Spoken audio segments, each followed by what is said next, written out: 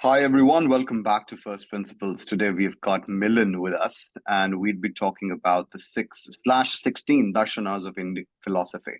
But at the end of the day, what I want the episode to be is going to be an introduction in the Indic slash Hindu way of thinking. And whatever I've described in my description of this episode, I'm going to be corrected by Milan, as I know him for a while. So Milan, why don't you introduce Yeah. yourself? So not necessarily, I may not be correcting you. You may be redirecting me. I obviously have like a lot of collection of a lot of ideas. Some comprehensive, some not as coherent as I would like them to be. So yeah, I will need a lot of redirection. And yes, Okay. namaste everyone. I'm Milan Gupta. Sagar and before I introduce myself, let me tell you how I know Sagar. Okay. Interesting stories. We used to work together, and we would sit together as customer service representatives. And I distinctly remember between these calls, we would be discussing a lot of these epistemological, these philosophical ideas, and we used to be quite a pain for our colleagues. So shout out to those old times. I'm glad Hmm. we have come out of that environment, and now we are doing this with some kind of an objective. So very happy with that. Thank you, Sagar, for inviting me. I'm really glad that I am getting a chance to speak about things that I am really enthusiastic about. I also would like to say I see a lot of value and a lot of importance about this subject that you have chosen. Yes, there is a certain nuance. The actual set of darshanas, the actual etymological, for lack of a better word, words about these darshanas, that may come later because that is an extremely deep and at a rather advanced level of a discussion about philosophy. I would like to, in fact, start with the identification of this word called the Hindu philosophy. Um, I am clearly no authority, a disclaimer for everyone, and an extremely important one at that. I'm not really an authority in that sense. I am, of course, studying this for a while, and there are a number of subtle nuances when it comes to philosophy. So my introduction would simply be an enthusiast who is interested in these three subjects, which are philosophy, psychology, and education. I have professionally done a bunch of things. I've been a customer service representative. I've taught communication skills. I have helped people with personality development in different settings. I have also been an immigration officer, basically anything that would pay the bills. Thankfully, they've been interesting jobs that left me with a lot of time to pursue my shenanigans. And here I am today. Currently, I live in Vrindavan. I am studying a bunch of different kind of musical traditions, especially my initiated dharma, which is the Vaishnav dharma. That's what I would really do. I'm an initiate in the Vaishnav dharma, so I am studying that through a number of different traditions.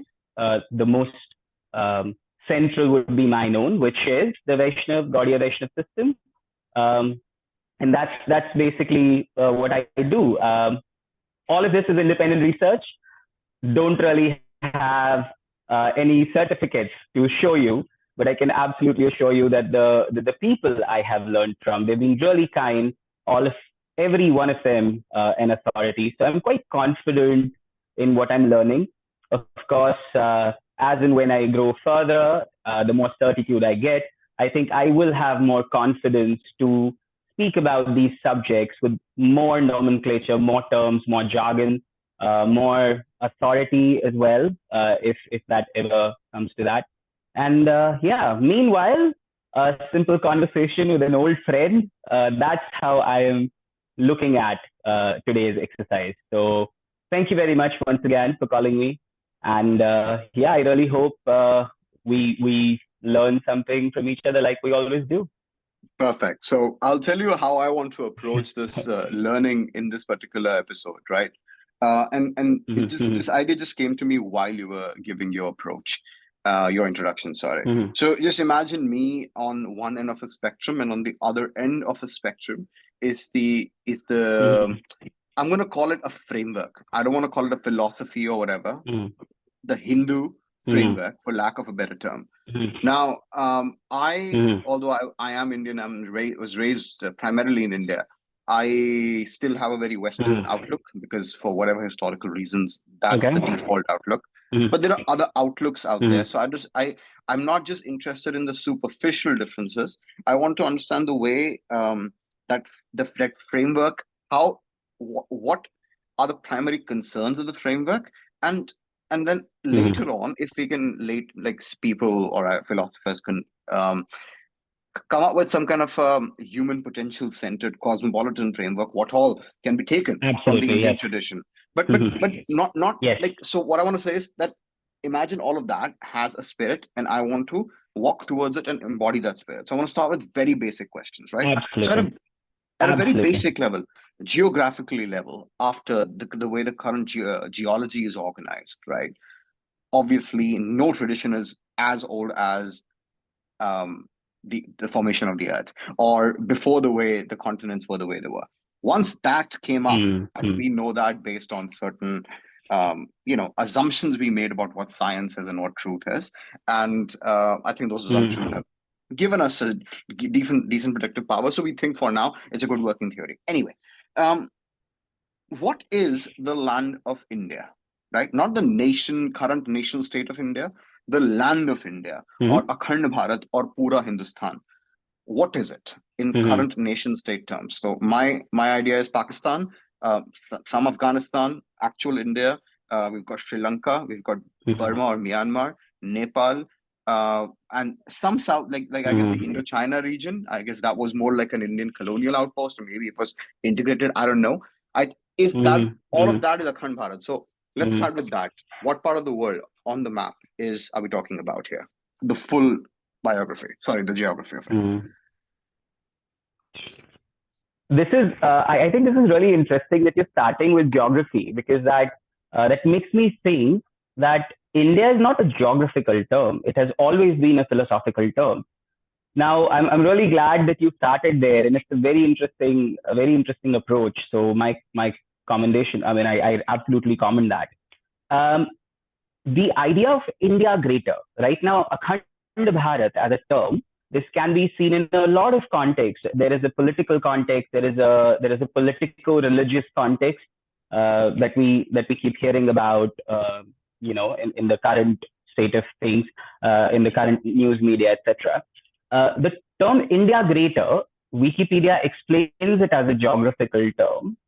When I was going through these studies of different philosophies, what I understood is that the word India comes from Indus. It's the Greek word explaining the landmass that falls in and around the Indus River, right? Hmm. So that was called India. Like people who inhabited that delta, I think that was called the civilization that we see now, in the Pakistan Sindh area, the Mohenjo-daro, the Dholavira, etc.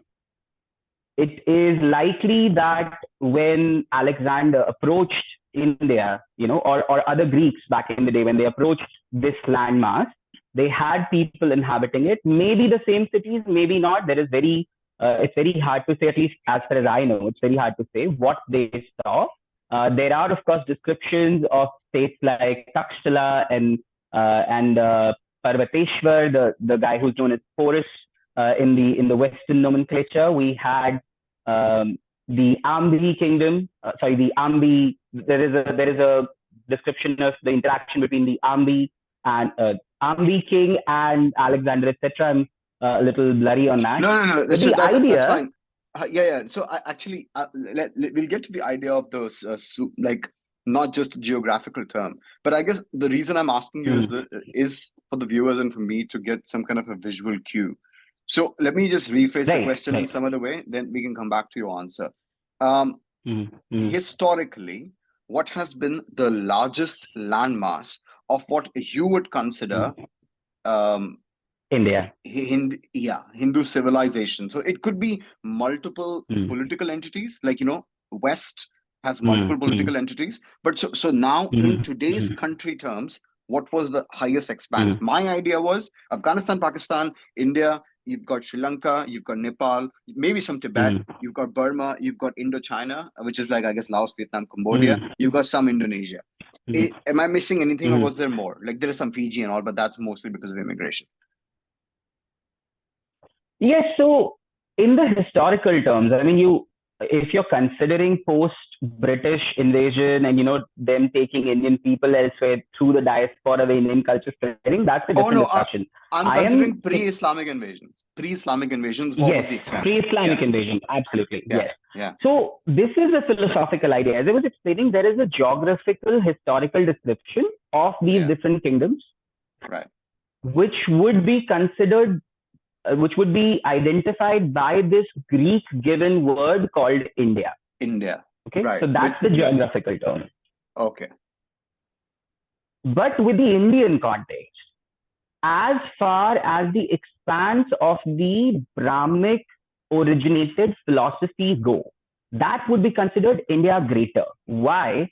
Because there was a lot of philosophical influence that the philosophies that originated in the geographical landmass, which was known as India, there was a lot of spread of these philosophies across the world. Majorly through Buddhism, but then we also see a lot of pre-Buddhist Hindu ideas spread across the world. For example, the Angkor Wat temple complex. Right, you have iconography clearly displaying Brahma, Vishnu, and Lord Shiva. There are a lot of references to the seven gates of heaven. There are a number of things. In Indonesia, we have images of Lord Ganesh. They celebrate Ramayana. This is also happening in Malaysia, and this is not because of the any kind of diaspora post-British invasion. It is in fact a very cultural thing. They have had this idea for a long time. Other than this, countries like Bali, countries like Sumatra, you will find a lot of references to the Indian literature. And by Indian, once again, I mean literature that originated in this landmass. So we are looking at, from a Western perspective, the middle, the east part, not the far east, slightly western east. This is not the Middle East from the Western point of view. Okay, so there is the West, the Occident proper. You have Europe and others, right? Other island nations, etc. Then you have the Middle East, which would be I'm sorry, not Europe, but the America, a bit of the Western culture. Oh, no, right? no. If we start actually, from there, the Earth is round, of course, so we take one reference. Let me interject here. These terms are very, very confusing. And because Australia and New Zealand are in the geographic they are. east, yes. Right? And we still call them Western cultures. Exactly. I mean, the Earth is round. So the Earth is round, right? So that is why we will take America as the reference point, okay, as the current center of the Western civilization. Okay, then you have Europe, you have Africa, which also has some part of the Middle East there, and from the Middle East, everything towards Russia and China. India had some philosophical influence through Buddhism, not some, in fact, quite significant an influence. But then that did not really go beyond the philosophical culture. It very, I think, very negligibly did it influence the material culture of China. You don't really have a lot of artistic expressions of Buddhism in China, so to speak. As far as I know, it's not, in any case, it's not as much as you would find in a Java, Sumatra, or a Singapore or a Malaysia, etc. So you could say slightly blurred boundaries. India, the current political entity called India, Then you have Sri Lanka, of course, through Buddhism, a lot of influence. You will also have anything starting from the Hindu Kush Mountains. You will have Afghanistan, the current Pakistan, and from this end, you will have Singapore and Vietnam, etc. All these countries, they had some influence through the monks and the missionaries that were sent out. So this would be roughly the image of India Greater. This also went a little further than this to countries like Japan. But then once again, the influence was rather limited to the philosophical sphere. It never really changed any material culture, so to speak. But the countries that I mentioned earlier, there was a lot of material influence as well to that as so well. Yes, they erected temples to commemorate these Indian ideas. I mean, ideas that originated within the Indian landmass. Yeah. So at the heart, I am basically an old school classical English liberal and also an internationalist cosmopolitanist, right? So this is so lovely. You guys have so many wonderful labels to describe yourself. I have none. I would so love to have these, to just explain this. Anyway, yeah, go ahead. Yes. I also am a label maker, and also have a literal label maker with me, which I very much enjoy. So I like taxonomy. Send one to me. I'll stick something here. Anyway, yes, go ahead. So the point is that I'm approaching it from that angle. So I'm expanding the definition of India here, where when after the various, because see, let's also not be naive. Dunbar's number with anthropological research, we've got like one big sort of tribe or a clan is 150 people. India is, and the whole wider region is like more than 1.5 billion people. So I'm sure there were a lot of states, entities, different cultures coming together and somehow fusing, assimilating, and then coming together and making India and Hinduism. So I guess my next question is, before the next question, okay. Then the philosophy and the ideas got separated from the physical entities, the diaspora. So which means that those ideas can be had by anybody. They don't need to be from a particular natal family, which to me as a liberal is very liberating. So for me, any idea which is coming from the subcontinent, which is a liberatory idea, even practiced by people who are not of Indian ethnicity, again, at some point the ethnicity was formed, to me, that is India as well. Anyway, so the next question is, what is Hindu? Sure, in the modern terms, yes. You will, in fact, just to add to it, I'm sorry, I'm not interrupting, just adding to it. It is, in fact, true. You will find a lot of communities which have very little to do socially with the Indian landmass.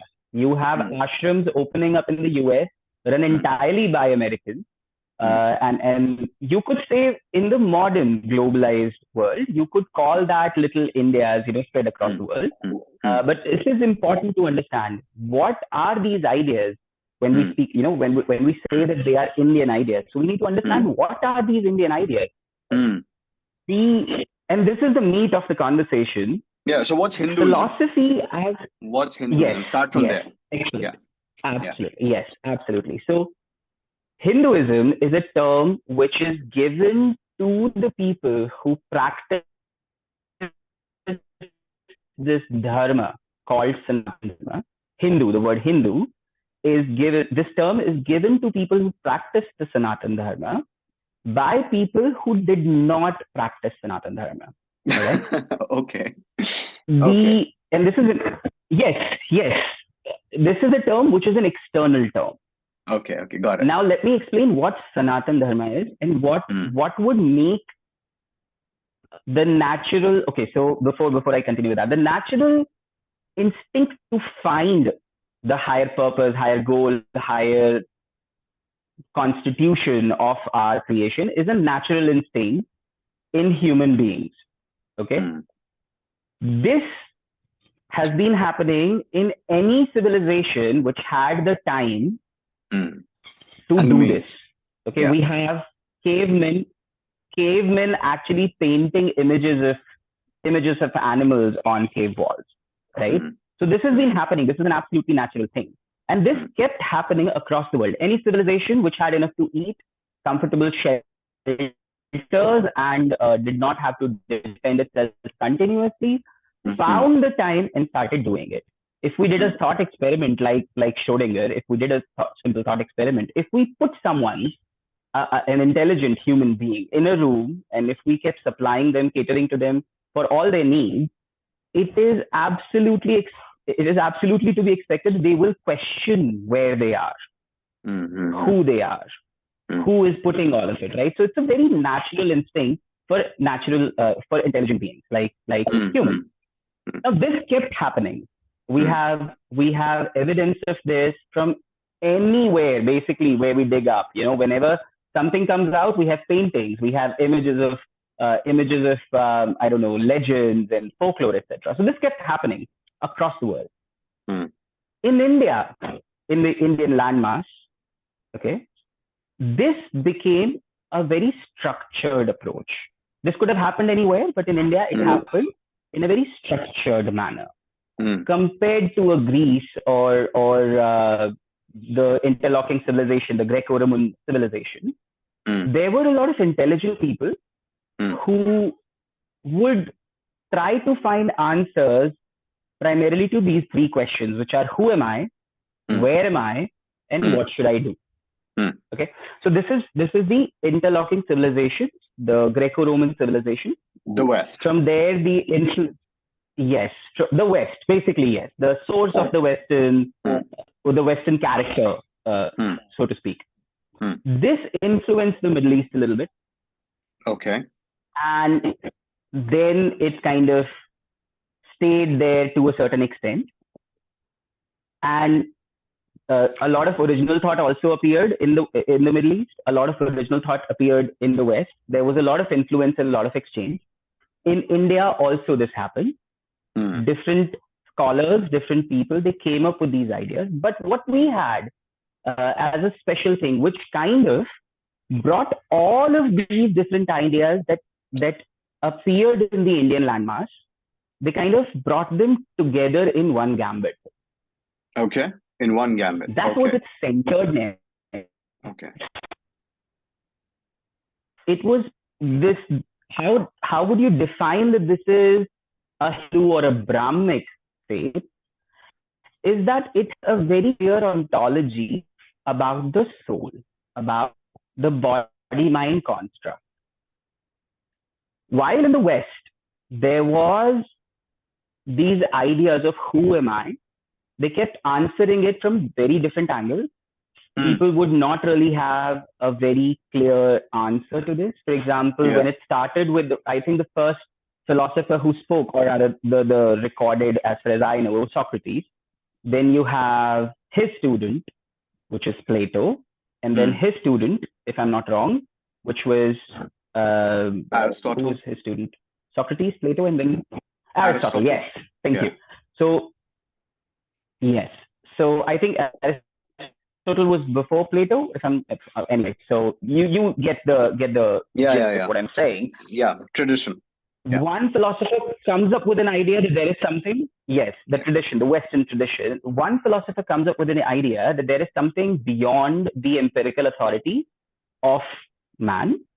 His student expands that idea, and then the third student expands it further. It gives it qualities, etc., etc. Now you see that this is based mostly on common sense. This is based on personal experience, and this is based on mostly peer reviews, things that you could discuss at a very tangible level. Ultimately, in India, however, yes, in a disciplic succession, so to speak. One person comes up with an idea, they discuss it, they bounce it off other scholars, and they come up with this, and that's the thing, that is being taken further. So while they have an idea that there is something beyond the physical body, they do not really have a clear ontology. Now, what's ontology?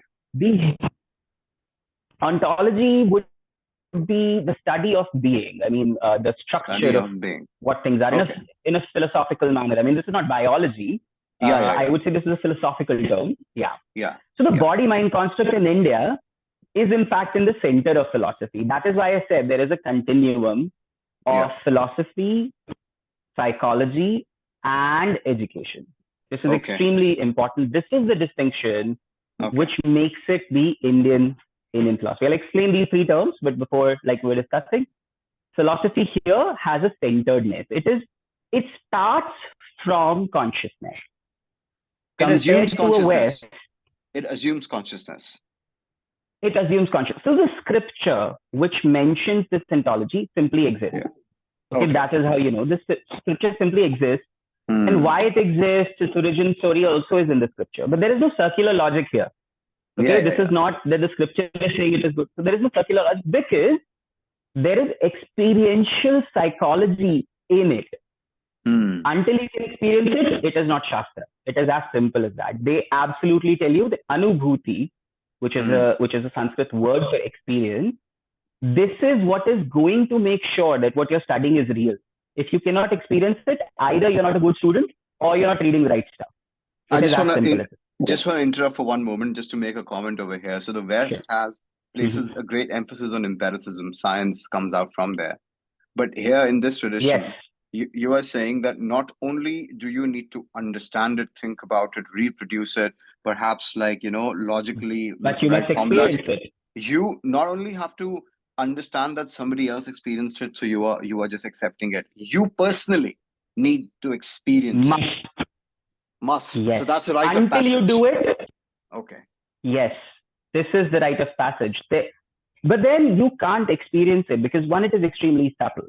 There is a lot of faith in the authority. The idea of the guru also is a unique identification of the Indian gambit.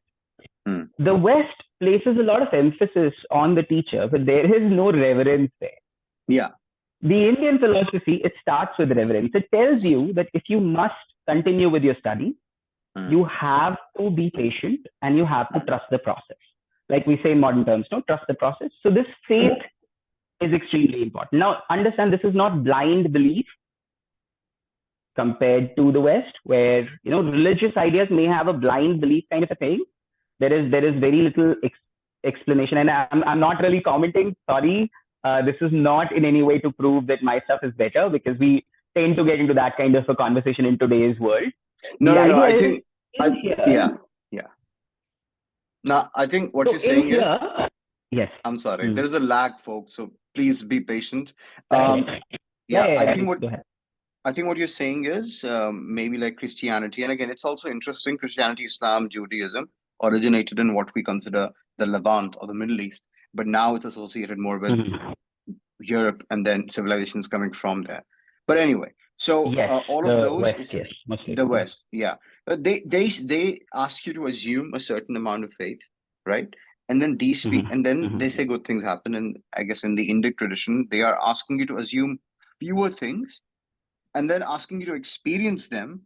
They're saying we have figured out a process. You go through the process, you experience it, and that's the truth, right? That part I understood. So we are not disparaging any other tradition. It's just a way of investigation that we're talking about. This is just a way to. This is the centeredness, like I was saying. We can use it this way. Okay. The Western philosophy, I in fact came up with something. I could really find an interesting quote here. Let me just quickly look at it. So the scripture simply exists, all right, and this explains an ontology. The scripture explains an ontology. The scripture also explains where it is itself coming from. The scripture explains the origin of the scripture also. And a scholar then is supposed to find a person who is an authority on the scripture. How do they become an authority on the scripture? Also is a long discussion. You just can't find anyone who's talking about the scripture, take them as a guru and go follow there. No, it doesn't work like that. There is an unbroken chain of disciplic successions. Not one, in fact, there are many chains of unbroken disciplic successions. And you find one, you use their track record, you use their influence on society, because there is a clear objective. I'll come to that also. And that is how you choose the person who can be an authority on one of these scriptures. Okay, hold. Okay. Yes. Scripture exists, right? So I have issues with simply that. Exists. As a well-trained liberal materialist, I have issues with that statement. Yes. So we'll investigate that, but I'm tabling that for now. Okay. Yes. So scripture exists. there are various Simply exist, people yes. simply exist. Okay. So there are various schools, or let's say, if you don't want to call them schools with a building, but let's just say various No, they are congregations schools. of They people. are schools. They could Schools be, of but thought, yes. yeah, schools of thought, right? So various congregations of people who have a certain take on the scriptures, they, through ascetic meditation or through whatever, or through just grace, figured out certain techniques later to embody Yes. those scriptures. And then they trained other people, those people trained other people. There can be one line, but we can also assume this to be like an expanding sort of pyramid, like inverted, like coming out. Yes. So Yes. you, Absolutely. as a person who wants to become a Hindu, even if you're born into it, you also need to earn it. It's not just as simple as getting baptized. So you Yeah, I mean, select one of these schools and then you follow their path. Am I right so far? Okay. yes, It's kind of like selecting a church absolutely. now. It's kind of like selecting a church. Am I wrong? Like in the Sure. Christian sense. Don't think of Christianity just as Catholicism. The American Christianity, which is like I understand, anywhere and yes. everywhere. Yeah. I understand when you say a church. I think a church would mostly be a congregation with a certain set of beliefs. So a certain set of rituals, a certain approach to different biblical concepts, etc. And in that sense, yes, it could be like a church. I mean, I think, yeah, if that's the definition of a church, then it could be like a church. Or it could be like Once joining again, it could be like joining a Socratic school as well. Socratic school as well. I prefer to call it a school of thought because I think a church, and this is purely because of the connotation, a church would be something that you attend. It's something like it has a set of philosophies and it gives you certain expression to do, and that's how you become a member of that particular church. You attend a particular mass, you have a particular community, etc., etc. So in that sense, it's a church. But then a school of thought would also mean it is a set of instructions about thought itself. There are a set of objectives that, once again, is another unifying factor for these Brahmic religions. For these Brahmic religions, okay. All the darshanas, like you said, right? So darshan and religion, we kind of have to use it slightly interchangeably. I mean, not like hard interchange, but in a way, because there is a lot of, since we're using the word Hinduism, I'm saying, So these Brahmic philosophies, they do have another unifying factor, which is a very clear objective. So now I'm the reason I'm interjecting so many times is because it's like I'm an excited child who has been So now define Brahmic. I'm glad this is happening. Yes, go ahead. Define Brahmic. So Brahmic simply would mean something that considers the Vedas. It could be against them. It could be pro them. It could be interpreting them. Yes, Charvakas. You have the Charvakas, you have the Ajivikas, you have Jains, you have Buddhists who have a very kind of, I don't know, like what's the right word? It's a very, contradictory. Yeah, not meh. I mean, they see them as authorities, but then they have a different way of interpreting it. In many cases, it is in fact a denial of the authority of the Vedas also. It is absolutely true. But they are still called Indian darshanas. They are called Nastic darshanas. Nastic not as a derogatory term, but Nastic in the sense they do not have astha, which is faith, in the Vedas. So that's how they call Nastic darshan in the Vedas. Yes, they're called the Nastic darshanas. Other than this, we have the Vedas. Sorry, a few more rapid fire clarifying questions before we get to the actual darshanas, right? Because we also need to. I mean, this is a vast topic. This could be like a 6-hour podcast. This is another. Yeah, I'm sorry. This is another extremely important. There is a lag, so we are having a little bit of a collision there. But anyway, I'm saying it is extremely important for us to understand once again that I'm no authority. This is stuff I've read. I could be 100% wrong, and all of you could be wasting your time listening to me right now. But this is just something you could use it as a primer, and I could signpost you guys, and I could tell you where you could find the stuff for your own like references and interpretations. That is in fact the Indian way, and yeah, that's how it is. I mean, until and unless I'm an authority, I cannot say I'm an authority. So it's extremely important for everyone to remember this. Yes, please go ahead now, Sagar. Well, humility is also an Indian way, and we just witnessed some of that. Okay, so Sure, thank you. when it when it comes to like moving a little closer to basically what must have happened historically. So the scripture does just Mhm. exist, right? Now, correct me if I'm wrong, but there are Absolutely. two. Uh, sorry, actually, before I even go there, just to close the previous question. So, who is a Hindu?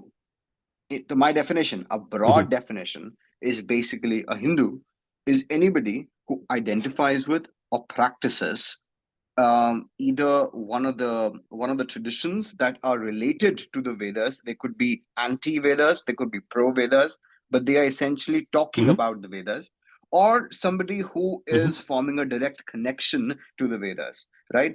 At a very broad level, would this be a correct definition of what a Hindu is? From an external point of view, yes. Okay. External being people who are not Hindus, they could see all of this as Hindu because they are people who are living in the Indian landmass, so they could call them Hindus. Okay, but within this landmass, there are different traditions. Within this Okay. landmass, when we are in the landmass, there is no Hindu. Right. There are Sure. Vaishnavas, there are Shaivas, there are Shaktas, there are Dvaitis, there are Advaitis, there are Bhakti traditions, there is Sakhi Sampradaya, there are Haridasis, there are Gaudiya Vaishnavas, there are Suryavanshis, there are Agnivanshis, there are people who are worshipping the fire god, there are people who are worshipping, there are Ganpatyas, people who worship Lord Ganesh as the supreme being. There are Charvakas who say that pleasure and hedonism is the most important thing. There are Ajivikas, people who Yeah. would just simply be excited. You see, so there are people who just be begging and making a living because the world doesn't mean anything. Simply, you Mm. will have Buddhists who will tell you that. Sorry, let me get a glass of water. Okay, give me one second. No worries. All right, folks, we are back. There was a minor glitch. Okay, Milan. All right. Yes. So you were saying that So yeah, within like I was India, saying. yeah. Mm-hmm. Go ahead. So within India, we don't have this.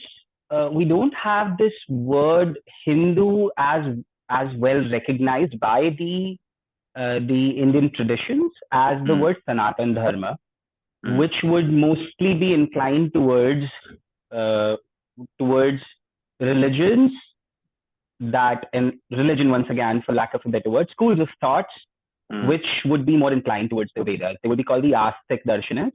Then you have the Nastic Darshanas which are not inclined so much towards the Vedas. They acknowledge them as an authority because, of course, Mm. there is a lot of geopolitical stuff also happening, right? I mean, people they are subject to these geopolitical influences, so they do acknowledge the authority. They do acknowledge that the Vedas exist, but Yeah. then they may have an approach where they could deny their authority. You also have things like Tantra, which Mm. is an individual's practice. Now, they do have a lot of interchange between Tantra and the Vedas. A lot of tantric practices are also No, they have parallels in the Vedas, and a lot of Vedic practices have parallels in the Tantra. There are also a set of books called Puranas, no, books sorry. So which hold are on. not as I was just saying I think we're jumping the gun over here. So let's just talk about it, right? Not you've already started this. So there is Shruti and there is Smriti, right? Okay. Mhm, So Shruti mhm, is that which is heard by the sages, the scriptures that are just there. So the Vedas, and then mhm. either Yeah. heard, passed down through centuries orally, and then figured out finally by Vedyas, essentially putting it all together in a formal structure, Mhm, and that becomes the mhm. Vedas. And then there is Smriti, Yeah. the further comments on it. So then now give me the list, Right. the top tier list of all the scriptures in Hinduism. Vedas one, others are Puranas, then Tantra, Mhm. and where they come from. Tell me everything. Exactly. So to answer your previous question, it is important that we understand that there is a set of books. People who may have an inclination towards these set of books, they will be considered Hindu. Hindus from an outsider's perspective, and together they will have a centeredness, even though they will have different approaches to them. So you may Okay. call them whatever. You could call them the Indian philosophical systems. You could call the Indian knowledge systems. You could call them darshans. Like I said, the word which is Viewpoints. self-identification of, yeah, the self-identification of these viewpoints is the word darshan. Right. Now, before I jump into the question that you asked about the books, we have to understand the most, at least to me, the most unique feature, the most clearly aggressively important thing which identifies, which establishes that this is darshan and this is philosophy, is the difference between its concerns, the philosophical concern. And when I say philosophy, I mean the practice of abstract inquiry. The process of abstract inquiry in the West can be called philosophy. And the practice of abstract inquiry in the Indian landmass can be called darshan. Okay. Because we are speaking a language which is originated in the West, we use the words like philosophical, we use words. But when I'm saying philosophical, I mean the process of abstract inquiry. I'm not saying that it is the Western philosophy. Please understand that. Understood. Now, in the West, philosophy will have three concerns. Like I said, very simply, who am I, where am I, what should I do? This is the Western approach. Individual scholars come up with explanations to this. You have technology happening, you have other political influences happening, and you start adding empirical evidence to these explanations coming from philosophers. This is happening in the West, right? So philosophy now splits into empirical subjects and philosophical subjects. Empirical subjects, which is philosophy, say philosophy plus mathematics, would become explanations about astronomy, explanations about architecture, etc. So you have these splits happening here. In the Indian context, the concern remains the philosophy. And like I said, there is a continuum. Let me explain why there is a continuum. Because there is a centeredness that you have in darshan. The centeredness is the first concern of darshan is reducing suffering. Okay. That is the first concern. The second concern is to find when I say I mean the person who's reading philosophy, like the conscious observer who's picking up this discipline of philosophy in any form, in a book form, in a guru form, in a shastra form, in a sadhu form, just some hippie who's just, in torn shoes and broken sandals is just wandering around the landmass finding answers. Anyone who's a conscious observer. Okay, when I say you, I mean that. So the first concern, reduce suffering for everyone, everything that lives. The second concern is find out your essential constitutional position. Figure out who are you, which is where the psychology comes in. Okay. The psychosophy and the psychology comes in. So this is also a part of the continuum. And finally, how do you experience material happiness while you're in the world? So these are this the is three. The third concern of darshan. So all the six darshans, the primary six darshans, have these three all of concerns. Them, absolutely all of them, not just the six, all of them. Okay, and all Western philosophies have the three questions that we talked about in the beginning. So let's go over the questions again. Western philosophy is, who am I? Second question is, where am I? What should I do? Where am I and what should I do? And the three Indian questions are, first one is, how do I reduce suffering? Second question is, who am I? And like finding out who am I? And third question is, what's the third question? Is to experience material happiness. Is to experience material happiness. So it's empirical happiness. Empirical happiness. Okay. So it seems like from our vantage point, modern people in 2024, that these three questions are basically second order questions to these three questions. So somehow Indians answered these Western questions and moved on, and then they were more concerned about suffering. Yes. Okay. So do we have any evidence of the original debates about the original questions when the Indian philosophy was a little bit more, let's just say, not evolved as it is currently? Do we know, or it just we just know of the evolved form? Like I said, the scripture simply exists. So you could say that before these scriptures were composed, maybe there was some raw debates happening. Tribal knowledge. But by the time but the scripture that we have received, like you said, the Shruti and the Smriti. Shruti is what is heard. Smriti is what is Shruti is like, what is received. Smriti would be someone commenting on what they have heard. Right? So it becomes their Smriti. So Shruti here is simply existing. It existed elsewhere. It existed everywhere. If I'm not wrong, the Indian tradition poses that this entity called Vedvyas, in our Gaudiya Vaishnava tradition, Vedvyas is an avatar of Lord Krishna, the literary avatar of Lord Krishna. The Gaudiya Vaishnava tradition says he was the literary avatar of Lord Krishna. Now, this entity, this gentleman, this person, this sage, this scholar, this absolute superhuman being of knowledge, of epistemology, this person composed the Vedas. He did not write the Vedas. He composed them. He brought them together. He gave them a structure. He gave them a shape. He gave them some kind of a canonical value that, like a museum curator. Like a curator. He curated all the knowledge. An archivarius. Yes, the one who curated the Vedas. He did not write the Vedas because Vedas were never written. They are a Paurusheya, which means they do not have they were already, like I said, they simply exist. Then you have scripture, then you have tantras.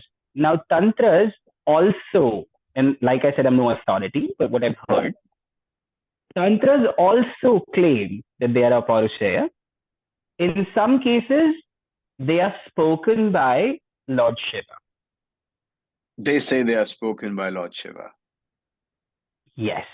Okay, so they say they are spoken by Lord Shiva. They say they're spoken by Lord Shiva. Most of the tantras, they're spoken by Lord Shiva as an explanation to his eternal consort, goddess Parvati Ma. So he is speaking the tantras and he's explaining what the tantra is. He's explaining once again the ontology of being from different perspectives. And from an outsider's point of view, these are also a Paurusheya. Because Lord Shiva is simply speaking them, he's not creating them. He's not like creating as he goes. He is speaking what is already existing.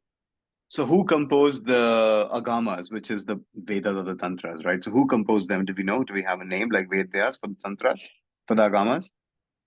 No? Okay. Lord Shiva. I mean, it all originates from him. And once again, he's not creating them. This is the important to understand. He's not creating them. He's not composing and then telling. He is simply telling what is already existing. He's also curating in a way. He's just explaining it to someone, right? And then you have the Puranas. Puranas have some origins. Some of them have been attributed to certain stages. Some of them, as far as I know, do not have an origin once again. Now, these Puranas basically explain certain entities. They are concerned with the lives and exploits of certain entities, certain goddesses, gods, and other characters from the Indian. I don't like the word mythology because it kind of is a hard hit on my set of philosophical beliefs, and I will explain why it is important and why it is futile to worry about the chronology and the scientific reality of it all. It is futile according to our way, and I'll explain why that is also going to happen because there is a clear objective. So the Indian theosophy, right? Certain characters, certain names, they are explained in these Vedas. For example, a very prominent example would be the story. In these Puranas, a very prominent example would be not in the Vedas necessarily. The Vedas, the Puranas, they borrow a lot of characters from the Vedas, like the god of sun or the god of the weather, like Bhagwan Indra, right? So he makes he makes frequent appearances in these Puranas. The rivers that are mentioned in the Vedas, they make frequent appearances in the Puranas. The Puranas themselves, they are concerned with certain deities. A prominent example, like I was saying, would be Bhagavatam, Srimad Bhagavatam, which is the primary source of the story of of the avatars of Vishnu, Lord Vishnu, amongst which Krishna is of course the most prominent, the one that the school that I subscribe to. So Krishna is the most prominent there. So anyone who concerns himself with these would be considered a Hindu. Once again, a very risky, slippery slope term. Would be considered a Hindu in the modern term. Right. But within this gambit, he could be a Shakta, Vaishnava, Ganpatya, so many Shaiva. There are so many other labels there. Other than this, there are the Nastika schools. Like I said, the four Nastika schools, the Ajivikas, Jainas. Hold on. So again, the reason I'm becoming very, I guess, anal with the way this is going to progress is because it's always confused me. So darshanas, we're tabling that. Now let's talk about all the scriptures and the way they are structured, right? So on the one hand, it is Shruti, right? And I'm not putting you on a spot. So if you don't remember the name, it's fine. But just for my understanding, Shruti, Smriti. Shruti, heard, right? So there were various sages, prophets. This knowledge already exists. I don't know how they heard it. Maybe they had some psychedelics. Maybe it was chance. Maybe they did something, because all the ways to get knowledge. Your lack of reverence is your lack of reverence to the subject is extremely amusing, and on the exact opposite end of the spectrum. You have to understand that for the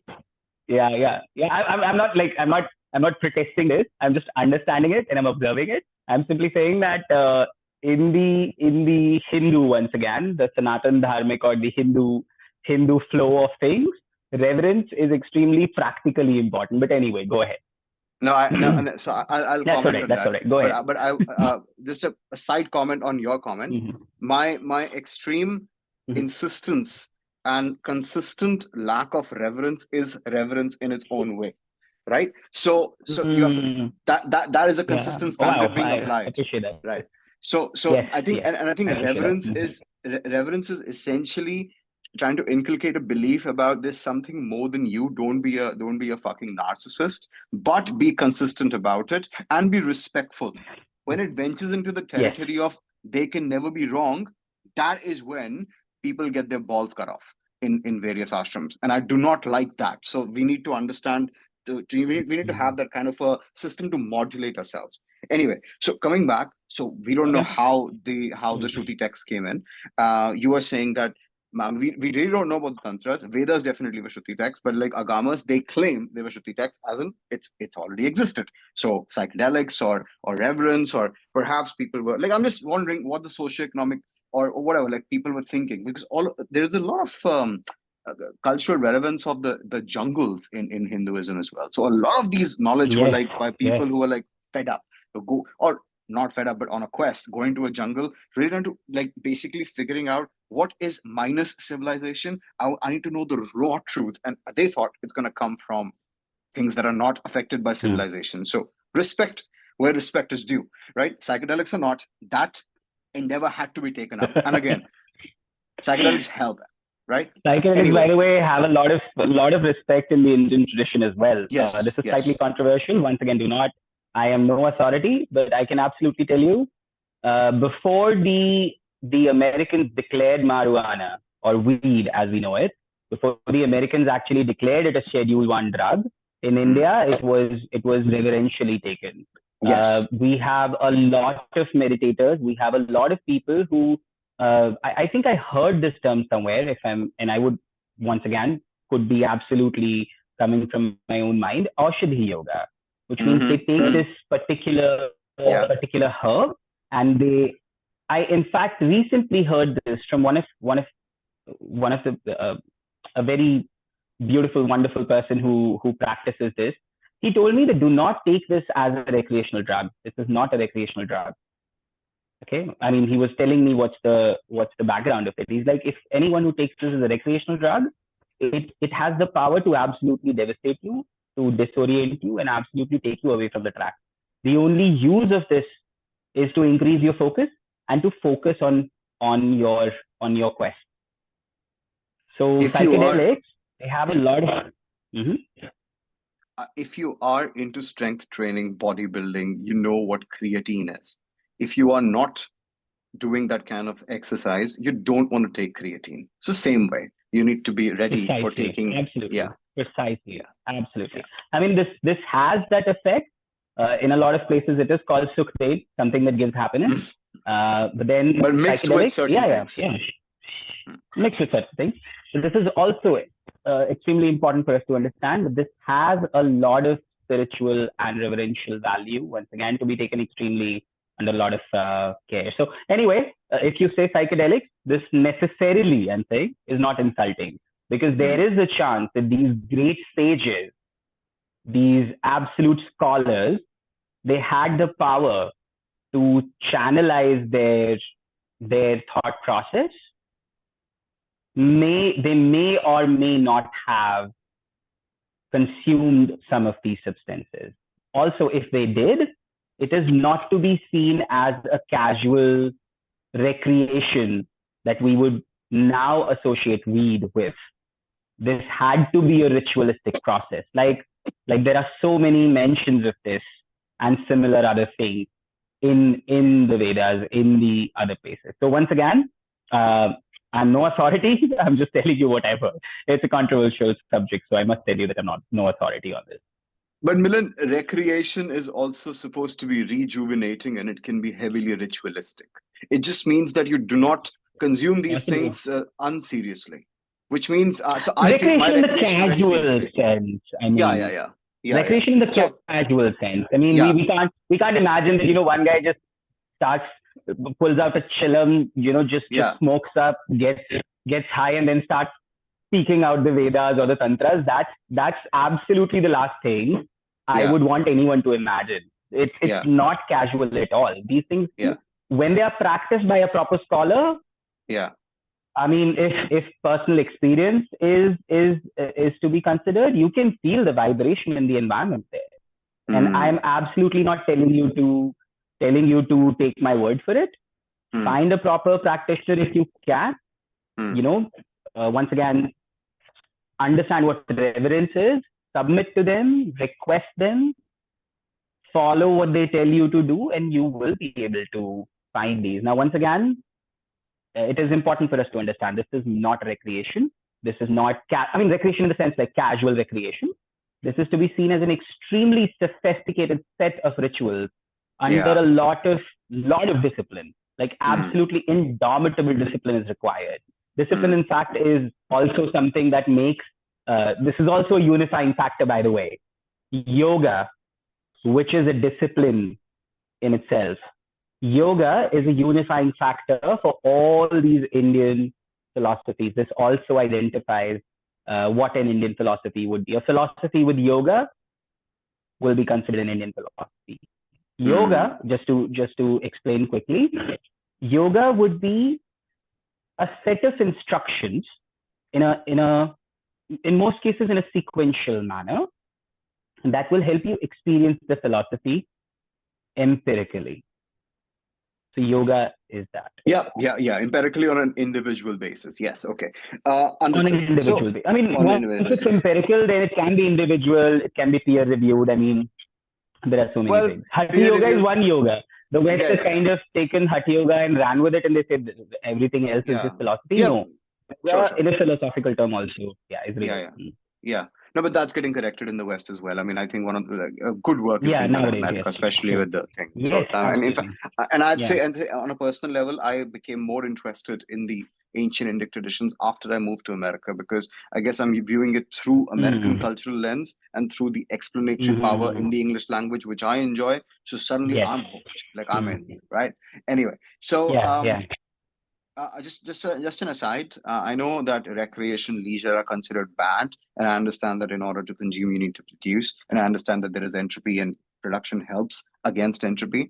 But please understand that the Mm-hmm. point of production is leisure, and the point of production is recreation, where we can live civilized lives.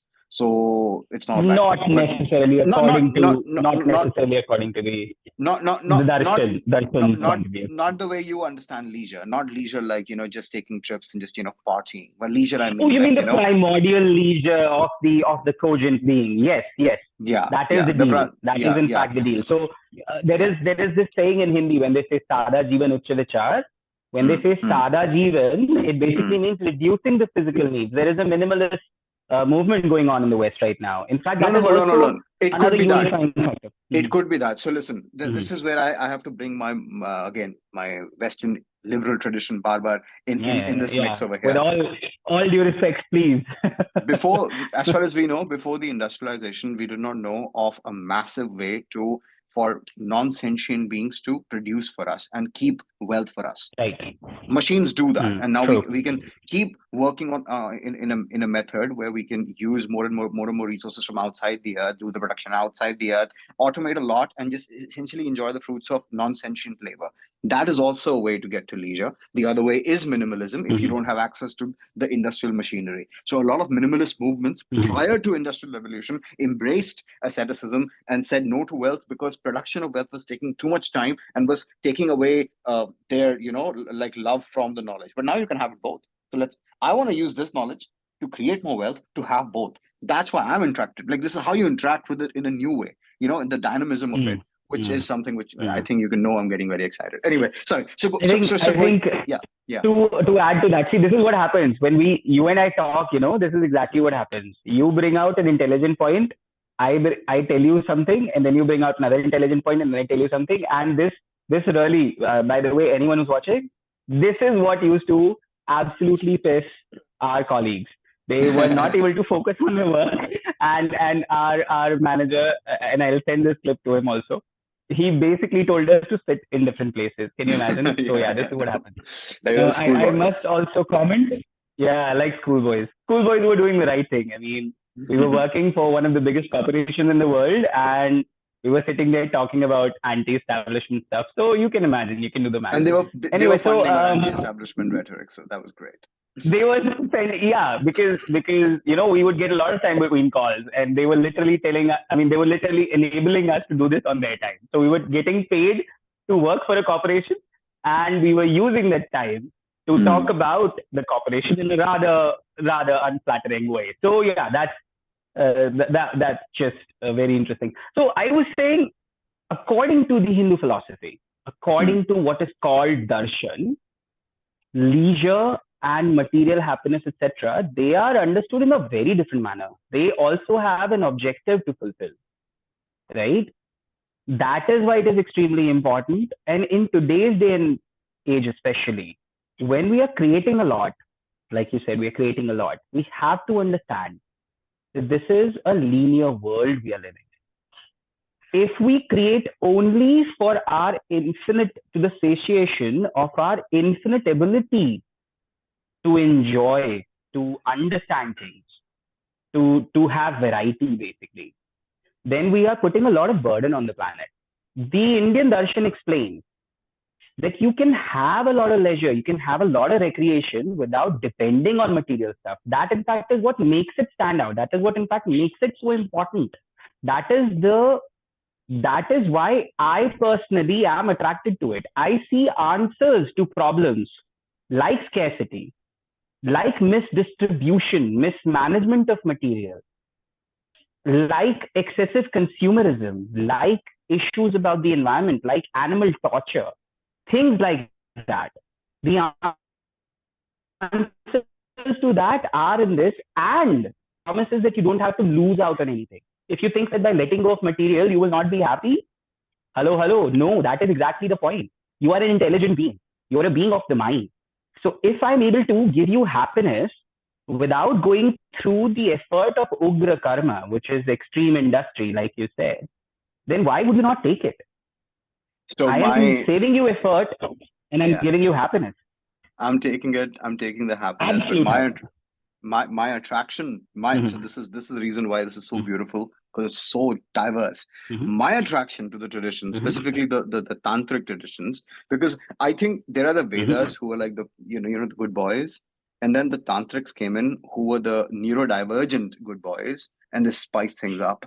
And I think now we've got this amazing thing, which is like Kriya Yoga is an amazing combination, right? And like Sri Vidya Tantra. So I think the reason I'm interested in specifically Tantra and you know that, more about this clearly than I do, because anyway, go ahead, because I am from the Bhakti tradition. Yeah. I would be going further in maybe reading about Tantra later in my journey. So far, I know very basic, very like the most prelim basic. But anyway, go ahead. Yeah, I mean, it's understand that see, the reason the podcast also exists is because if we can get the first principles of multiple topics and get the essence, you don't necessarily have to go and specialize in everything. I really believe in the ideal of the Vinyasa man.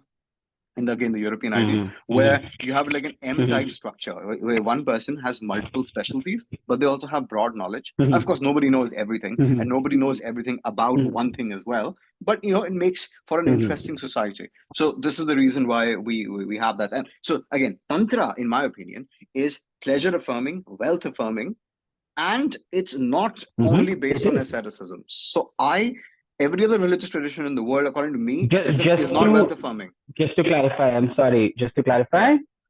Tantra is not the only one which is wealth affirming and pleasure affirming. Okay. Bhakti also is wealth affirming and pleasure affirming. Yes. My bad. With an objective. Yeah. Irresponsible consumerism of pleasure of wealth, that is denied by every single darshan, and that's why I said it is a unifying factor.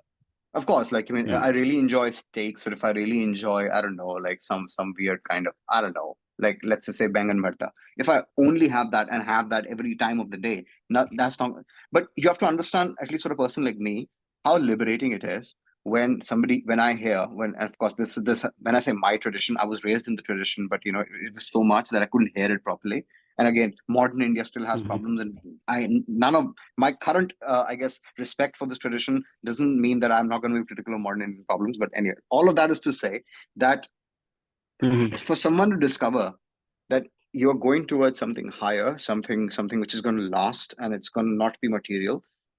All I had heard before was you need to give up wealth, and that's the path, or you do this first, and that's when you get there.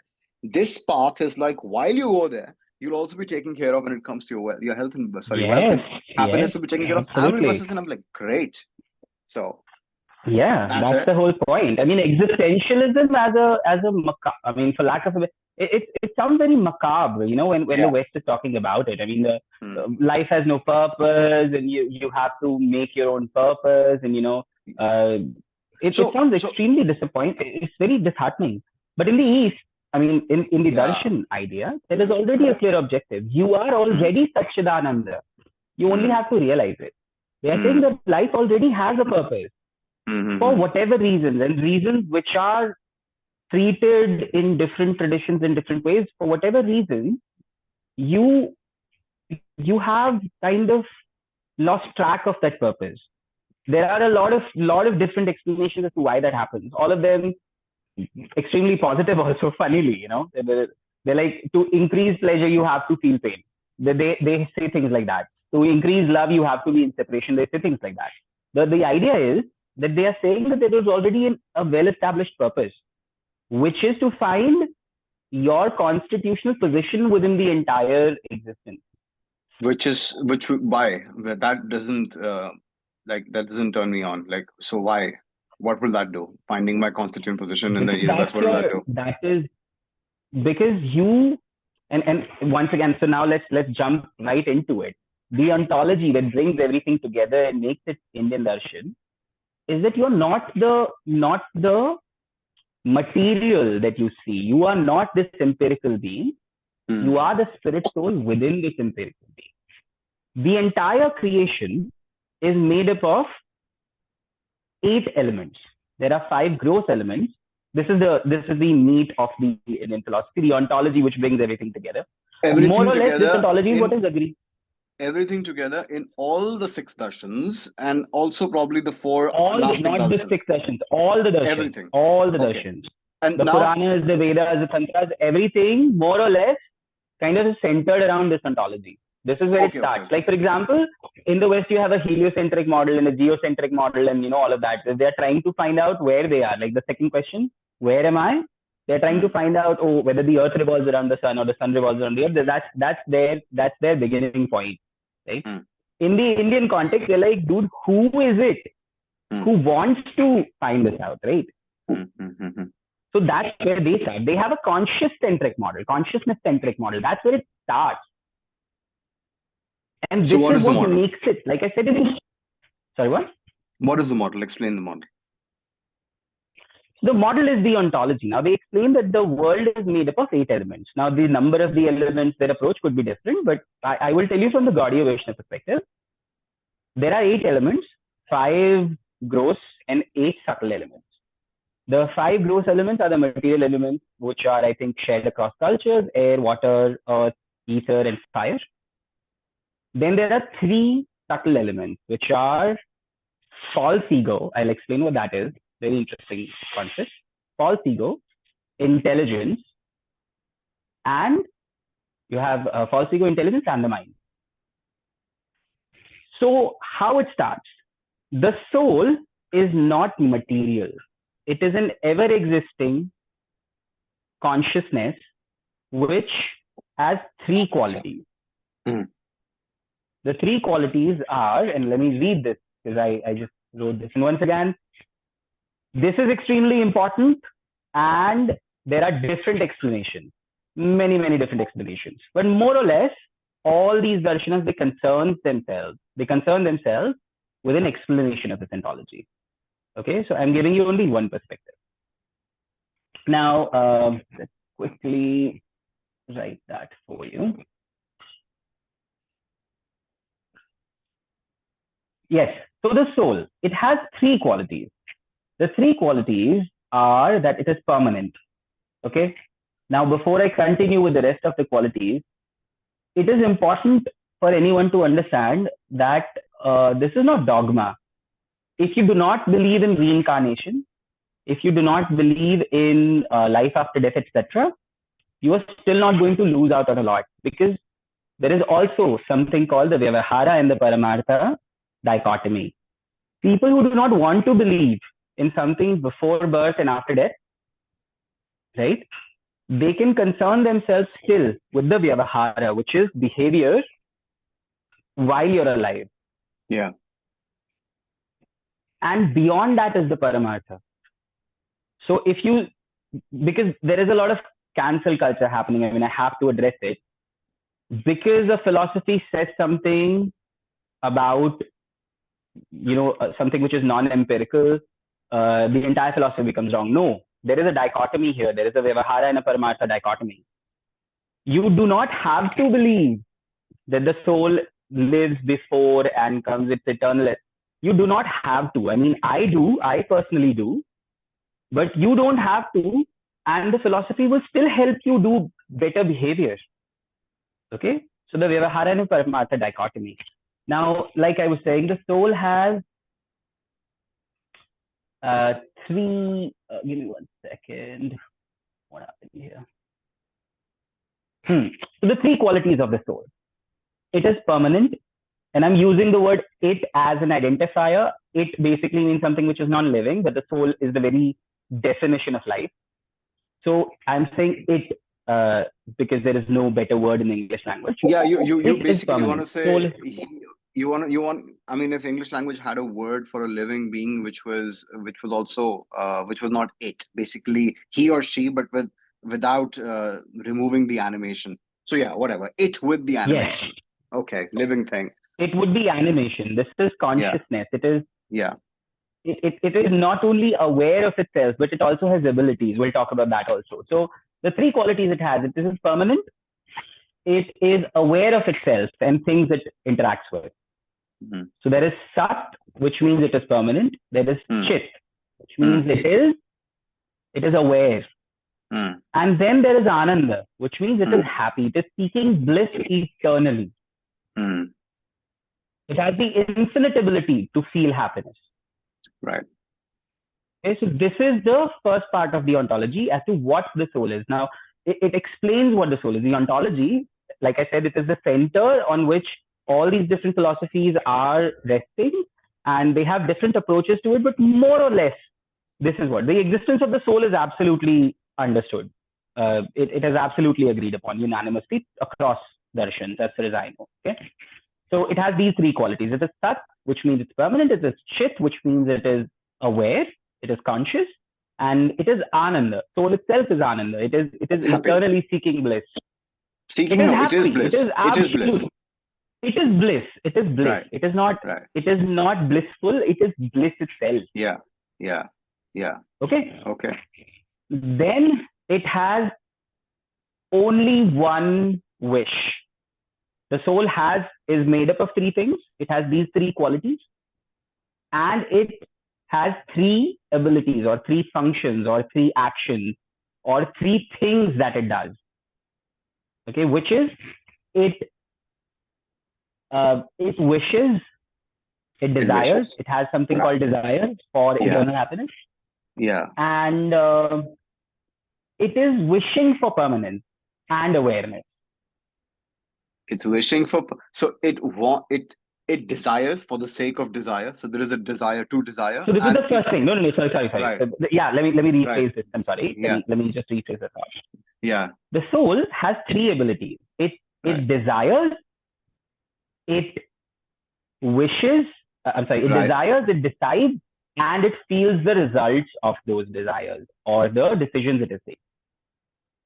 Okay. So it wishes, it decides, and I'll tell you why the decide bit come into play. No, because the soul will be the one which is running the body, right? Yeah. So I'll tell you how that works. So I think the decide bit is like the free will in the Christian tradition. Like, you make the decision. I think that's what the decide part is coming in. And when they say you, it means the soul. Yes. Yeah. It has a certain parallel there. By decide, it means what the body will do is decided by the soul. Right. Okay? So I'll explain, and this becomes really, really clear when I give you examples of bodies. Okay. Mm-hmm. So yes. So it desires. It has desires. It has a desire, right? Then it decides. Yeah. And then it acts. It decides, and it feels the results of those decisions it has taken. So these are the three things the soul does. It is three things. It does three things. Now it has only one desire. So there is also this centeredness. Once again, the structure becomes really clear. So it desires, it decides according to that desire, and then it feels the result of what it has decided to do in terms of whether that desire was met or not. Mm-hmm. Okay. Am I clear so far, or is it too abstract? No, it's fine. Okay. It's clear. Yeah. So there is only one desire the soul has. Yeah, which is? It seeks awareness and bliss permanently. Awareness of what? Of everything that is around it. It wants to know what is happening. Everything. It wants to know everything. It is always omniscient for the sequences which could help it with the happiness, the eternal bliss. Okay. Yes, bliss. Okay. It wants to know constantly. It is curious. All the time it is curious. So to find a sequence which can take it to bliss. In the Western tradition, it's omniscient, omnipotent, and omnipresent, which I think we all have it. But what you were saying, it's more subtle. It's actually, it wants bliss, and it wants the knowledge, the sequence to get to permanent bliss. Okay. And it wants it permanently. It wants it permanently. Like nothing should take the soul away from bliss. That is what the ideal state. Yeah, it's. I mean, greed in what sense? I mean, that's I'm being nature, cheeky, right? but, Greed would have a negative connotation. No, I am being cheeky, but he's like, I want it all. Yeah. It's like I want it all. I want it all, like the Freddie Mercury song, the Queen song. Like, I want it all. But then, when you say all, it is not in material terms. Yeah, Why? Sure. Yeah. Because now we go further into the ontology. Other than these three things that the soul has,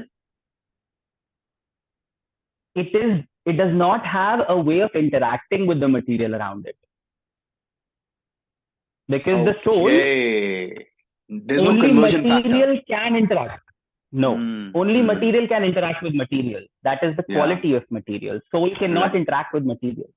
Right. So now subtle elements, the ontology explains how the soul now has the power. The soul has been given a limited power to interact with material through what? Because see, material, and once again, like I said, it is permanent, right? Material is not permanent. So how can something which is not permanent interact with something which is permanent? How can something which is eternal interact with something which is not eternal? So there is basically no relation between the soul and the material around it. Okay. The relation is given. How?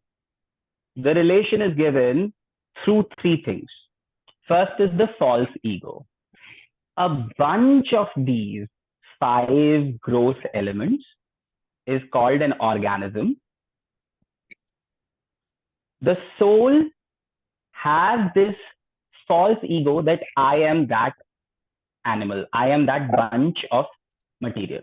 Separate, discrete from everything else. Separate and discrete from everything else. So when the ego comes in, the soul kind of exercises its decision making through this bunch of material. Now this is the organism, and we see this, and this is absolutely beautiful because you have to understand the Vedas did not have single cell animals. I mean, back in the day, they have mentioned things like Jivanus, Kitanus, and all of that, but they did not have a microscope as far as we know, right? I mean, the West tells us that there was no microscopes. They had no way of observing little, right? But they had a concept now of in the day, they had a concept of Parmanu would be mostly atomic, like a non-living thing. A Jivanu would be I'm saying they could think on those a minuscule scales. entity. So on the scales, yes, absolutely. So the Vedas did not even have the single cell animal. I mean the empirical evidence of a single cell animal. But now in today's day and age, when you take this philosophy, this ontology, and you apply it to the microscopic organism, a single cell animal, you will see them doing the exact same thing as we more complex beings do. It is constantly looking. It has no senses. It has no brain, but it is aware of its surroundings. It has the ability to move, to grasp. Right. There are 10 abilities that the organism has. I will explain that also to you. So that will also further add credence to this ontology.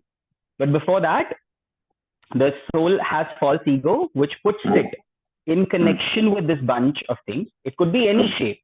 It could be a single cell animal. It could be the great whale. It's the same exact principle. All right. So the soul is given this thing called false ego. The next thing, other than the false ego, is something called the mind. Mind is a collection of the experiences that the soul has had through the material bunch it is residing with, it is identifying with, whatever. Okay. So the one bunch that the soul is identifying with through false ego has something called the mind. Mind is a collection of experiences. It is a collection of samskaras. The amoeba instinctively knows what is good for it to eat and what is not good for it to eat. It has no brain. Western psychology considers brain as the seat of the mind.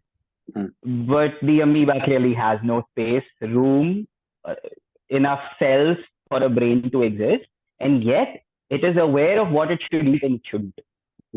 So the ability for composition, to recognize the perception of composition, is there within that being also, because the soul is there, a limitedly aware soul.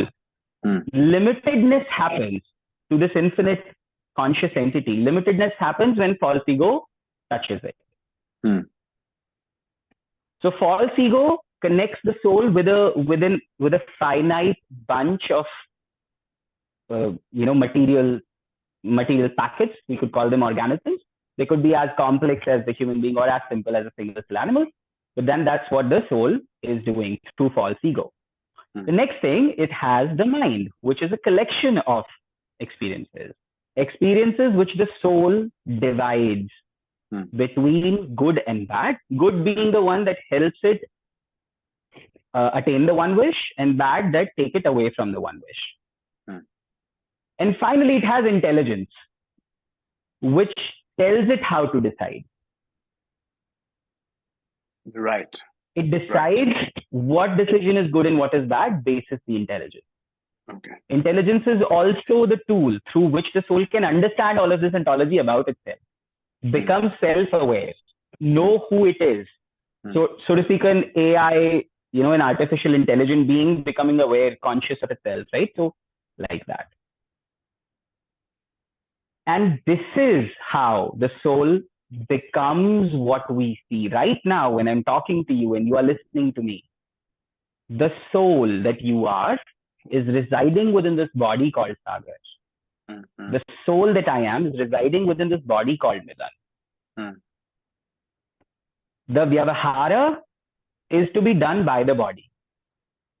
Vyavahara is very clearly defined in many idealistic terms. You should be, and once again, Vyavahara is what, according to different philosophies, will take you to different kind of happinesses as they have understood through, different ideas, experiences, etc. But the ontology remains the same, and also the goal is kind of similar. No philosophy other than the Nastika ones, in fact, the two Nastika ones, the Buddhists and Jains are actually telling you to become ascetics. The Ajivikas and the Charvakas, they are the ones who are telling you hedonism is the deal, bro. There is nothing beyond, nothing after. Eat, make merry, have as much sex as you can, wear the best clothes and do whatever. Ajivikas say even this is not going to give you happiness. Yeah, YOLO, basically YOLO. So that is the Charvakas, absolute hedonism. Ajivikas say that even this is not going to take you anywhere. Ajivikas are like beg, eat, and just don't care for anything.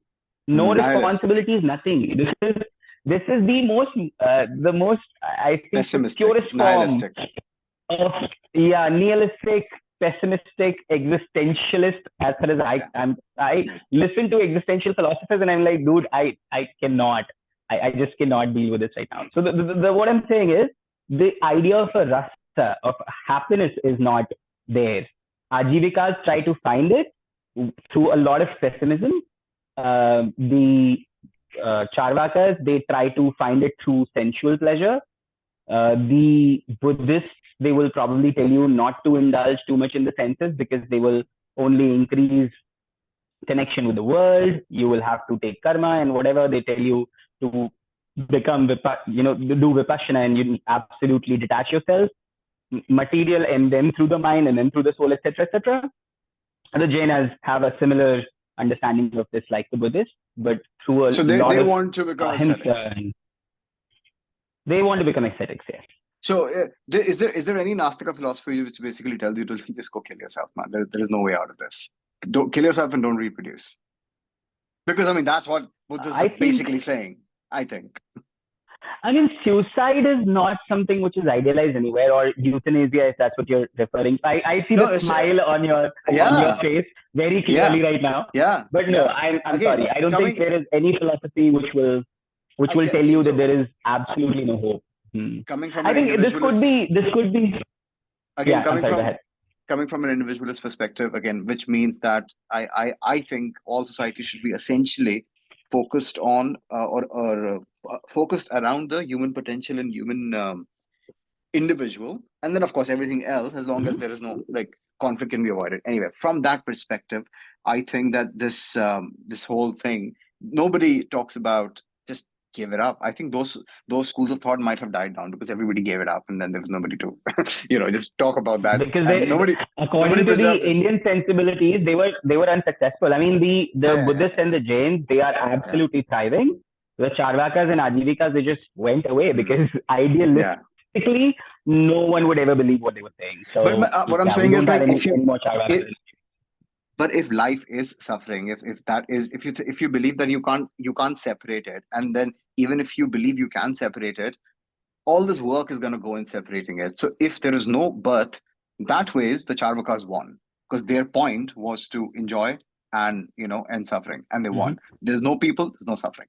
Anyway, sorry. So maximizing pleasure, just to clarify that, maximizing pleasure is never considered going to result into happiness, because we feel this. When we have too many films to watch, we are basically bored. Yeah, When we have too much food to eat, too much dopamine variety, overload. we are bored.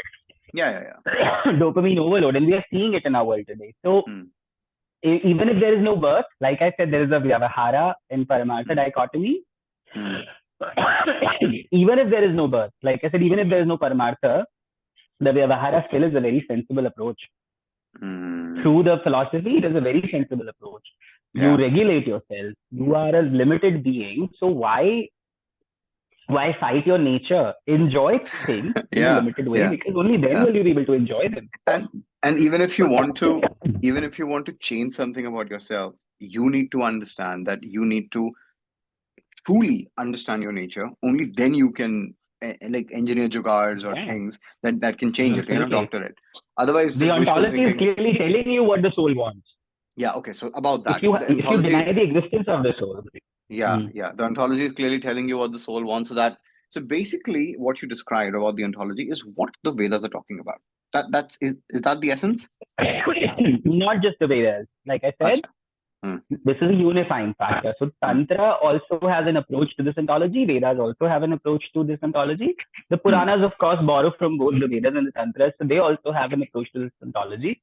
They may have different slightly, like the Dvaitis, they will say that the soul and the ultimate reality, the material, the ultimate reality and the soul, they are different. So that's what the Dvaitis will tell you. The Advaitis will tell you that the material, the soul, and the ultimate reality, they are the one. They are the one thing.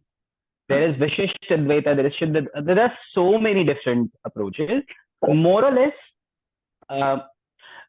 I will explain this in this way. I had written it, and I think I missed out on saying it. The darshan way of the darshan epistemology, if it is to be explained in one line, it is, here is the truth. Let's experience whether it is right or not. The truth comes from the Vedas. Vedas will explain why the Vedas exist. You may agree or disagree with them, but you'll still have to read them. I mean, you will have to read them before you disagree with them, right? So you can read them and still disagree with them. It's absolutely cool, as long as it is being seen as Paramartha. You can't just say the Vedas are wrong, so I will not go and give food to my wife because nothing matters. My wife and children. I will not work in the fields because karma is still there. I mean, you're expected to bloody work, right? Contribute to the society. Be Vyavaharic, and only then will your Paramartha mean anything. If and I just want to constantly just you said you were expected to work. Just for the audience, it's not some social construct, right? There is a need to ward off the law of nature, which is called entropy. There is a need to do that, entropy, and that's the reason why you need to until work. There is effort, there is complete entropy, right? So that's exactly what the Vedas. So like I said, you can absolutely deny Paramartha, or you could approach it in so many ways.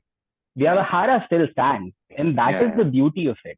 In the West, they tried to use philosophy to guide the society, but because there was no centeredness, so what will they guide the society towards?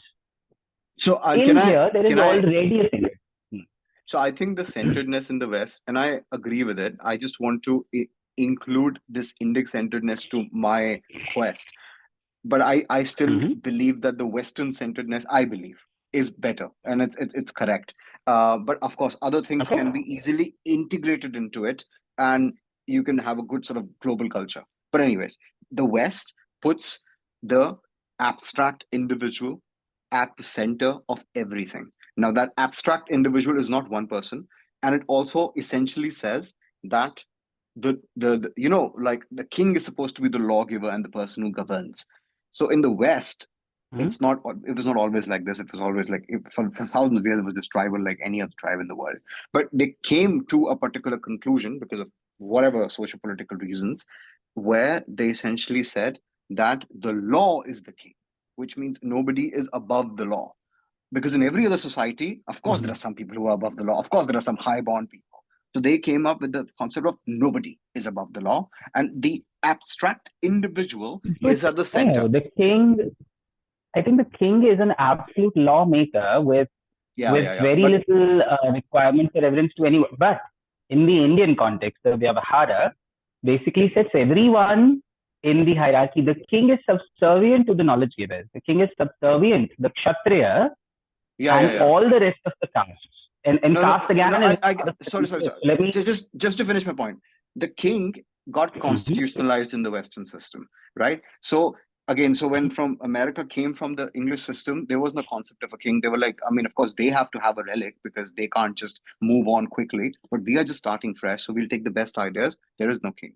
The individual, no matter how flawed it is, we will let him, his or her pursuit of happiness, as long as it doesn't interfere with other people's pursuit of happiness, is what we as a society will protect.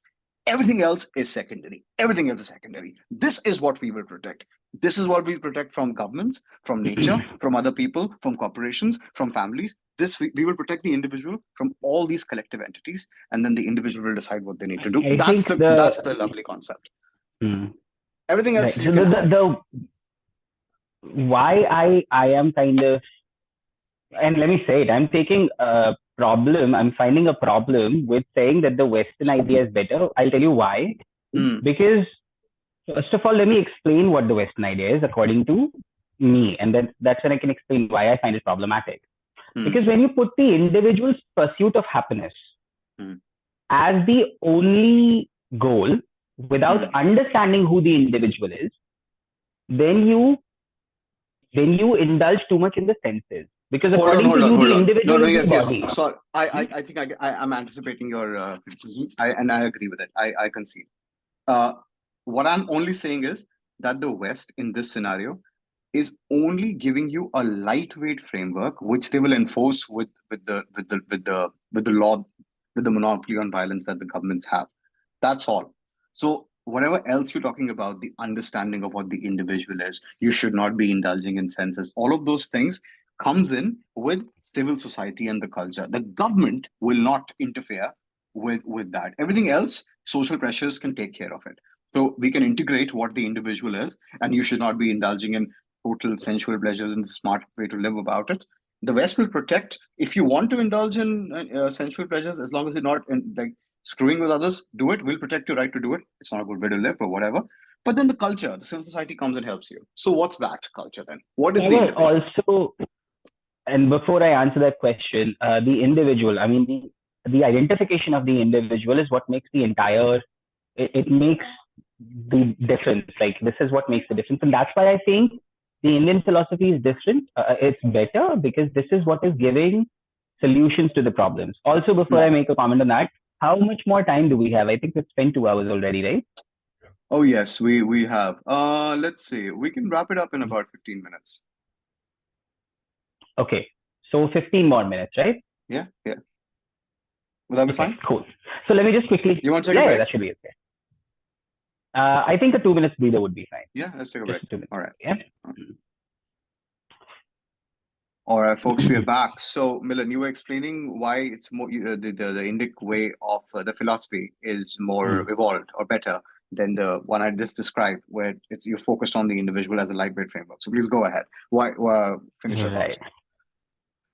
So I was saying why it is better, because how would we decide something is better if it meets certain kind of an objective in a more efficient way? I mean, how does that hierarchy come into play?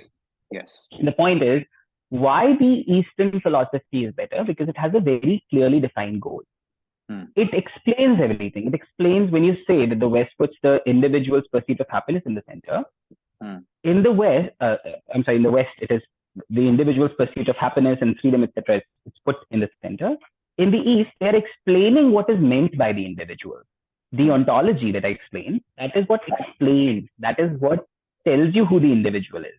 Then it tells you what the pursuit is. Then it tells you what is meant by happiness. This is what is going to give a direction to the society. This is what makes it civil. Yeah. So that's the difference I find between the West and the East. Now, this is also extremely important for us to understand that in the West, psychology split from philosophy a long time ago. They are still figuring out.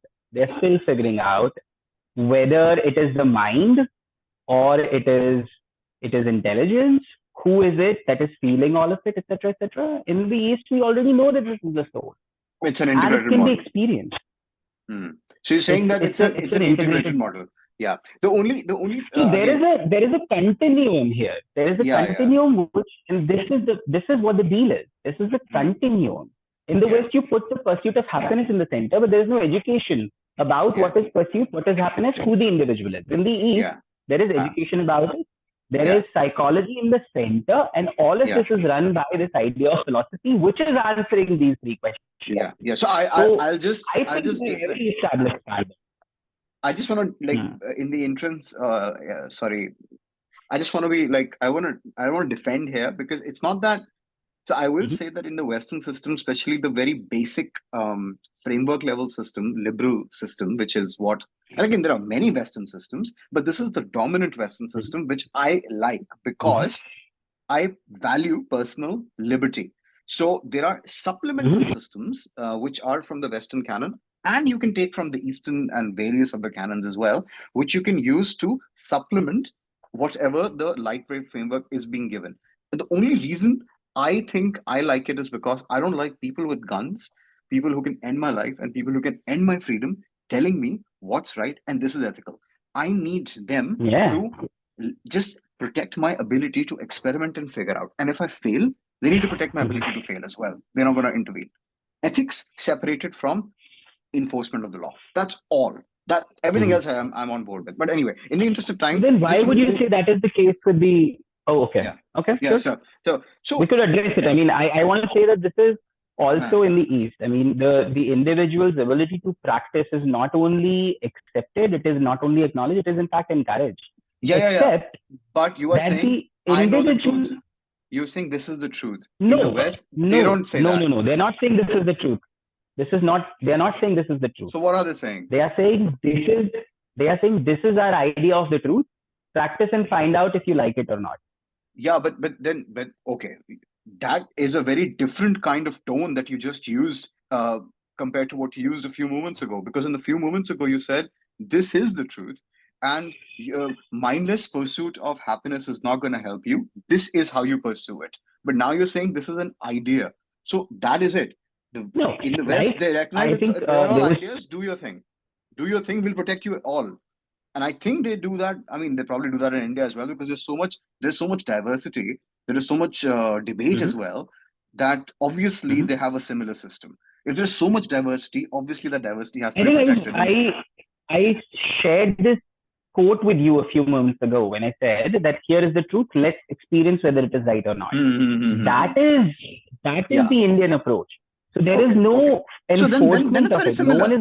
Then it's very similar. Then, it could be, except it is similar. It is a similar system, but with a clearer ontology, with a clearer direction. That's why I think it is more. It is better. They suits our purposes better as a species. It could be better. Our species. It could be better to live a good life. But when it comes to a political system, very, very narrow mandate, I think that is better. Yes, the Indian system is better for a good life. I think the ontology is much more evolved. And this is how you should personally consider living. But when it comes to somebody with guns telling me, what is politics, bro? People with guns telling you what to do and maintaining order. They don't get to tell me how to live my life. Once again, if the society takes up a particular kind of philosophy as a center, then the politics also will be influenced by it, right? So the individual pursuit of happiness. No, hold on. Individual pursuit of happiness. Yeah. Go ahead. Individual pursuit of happiness. Yeah. So I was saying the individual's pursuit of happiness, when applied to the Western idea of like you said, it's a political system. Now, if a political system is influenced by this idea that the individual pursuit of happiness is the most important thing, then the person who's in authority, his pursuit of happiness becomes more important than everyone else's. And that's exactly what is happening. We have the communists, we have the capitalists, but both of them are consumerists in disguise. And I can explain that. Okay. So no. Before, hang on. Understand happiness widely. No. Happiness can be dharma. Understand happiness as dharma. And the person sitting at the top here. Happiness is a very clearly defined idea, and you can experience it. No, it's not just sensual. It's not just sensual. Okay, so at least in the... It's not. the state of mind that we prefer is called happiness. But then there are principles according to which we decide what is that state of mind. There are principles to it. How do you It's pursue not that that state we of mind? usually say, I will come to that. We usually say, oh, happiness is a subjective idea. Somebody could like cutting their throat, cutting their wrist, Sure. and think it is giving them Sure. happiness. Yes. But then if somebody is doing it, we will say that there is something wrong with the person. If Yes, we yes. go deeply, if we Yes. talk to them, they do not want Yes. to do this. Yes. They don't want to do yeah. this. They are doing Okay. it because it's a reaction to pain. Now, what Okay. I'm saying is Huh. that the individual's pursuit of happiness, if it is in the center, and if this is the material philosophy applied to politics, then the person in power, their pursuit of happiness becomes more important than anyone else's pursuit of happiness. In the East, however, when we understand there is a certain principle, reduce suffering is the idea. So the pursuit of happiness is guided by reducing suffering. So this is where I get that. Your own happiness. If it is causing suffering, then it is absolutely against the philosophy. So there is a clear direction. If you subscribe to this philosophy, I don't want to spend too much time on this because of the time, and I do want to cover some other things. I want to end that particular section, but I will have to again push back here because I think there's a lot of conflation happening. It's again only if you do not consider the abstract individual at the center of everything, then anybody with any position of power, and that has been the natural way of things, is going to say, I know the truth and I know how to get to the original way, the actual truth, what it is, and you will follow me. And we go back to the same thing about following the king, no matter how good of it. No, I get that. But I just want to separate the people with guns from people with ideas. And the people with guns don't get to tell me what ideas to have. That's all. Let me tell you this. In here, the people who are sharing philosophy, they are not with the gun. Everything what they are sharing is to be experienced by people who have guns, who have the tractors, and also and no people guns. Who have service and no guns. So this is to be experienced by all of them. In here, the church and theocracy, when they come together, they become dogmatic. And I'm not saying there is a flaw in the system. So again, in the West, they have moved on from church and theocracy. That's what I'm trying to tell you. Like, this is a move on from church and theocracy. That is the liberal tradition. It's very recent. It's not an old tradition, but I think it might be very old in India. That's what I'm trying to get at, because I think there are very many similarities. Secularism came in Europe because they had to accommodate a lot of different churches. I think the culture of tolerance and, again, the individual also would have come in ancient and medieval India because of so many sampradayas. And then, you can't just... always existed. Yes, secularism. I mean, the Dvaitis and the Advaitis could be absolutely in opposition of each other, but they will still break bread together. Exactly. So secularism is always, and also the king. Hence the diversity. These are examples. I'll tell you. I'll tell you there are examples. The king who is a staunch Suryavanshi would be the one who would support Jabali's right to preach atheism. To whom? To the living God himself. Right. So this, like, Jabali was not beheaded because he said, oh, God doesn't exist and your pitras are fake.